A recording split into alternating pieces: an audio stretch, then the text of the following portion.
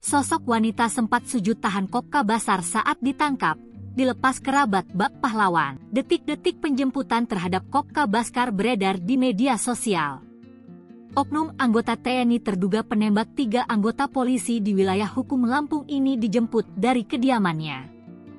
Proses penjemputan cukup dramatis sebab disaksikan kerabat dan warga setempat. Bak pahlawan, air mata dan pelukan hangat mewarnai penjemputan terhadap Kopka Basar. Terdengar jerit tangis histeris dari video yang beredar ketika Kopka Basar dijemput. Sejumlah kerabat, bahkan ada yang mengenakan seragam dinas TNI, memeluk Kopka Basar sebelum dibawa ke mobil oleh anggota polisi militer. Seorang wanita terlihat sempat bersujud di depan pintu ketika Kopka Basar hendak melangkah keluar dari rumahnya. Langkah Kopka Basar sempat terhenti beberapa detik sebelum dibawa paksa oleh anggota polisi militer.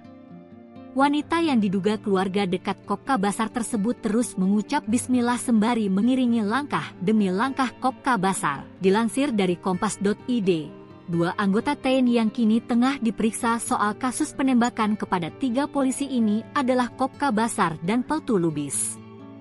Kopka Basar dan Peltu Lubis merupakan anggota pos rayon militer negara Batin yang berada di wilayah Kodim W Kanan. Kepala Penerangan Kodam 2 Sriwijaya Kolonel Infantri Eko Syah Putra Siregar menjelaskan bahwa kedua anggota TNI itu sudah menyerahkan diri pada Senin malam. Mereka pun menjalani pemeriksaan mendalam di Denpom 2, 3 Lampung.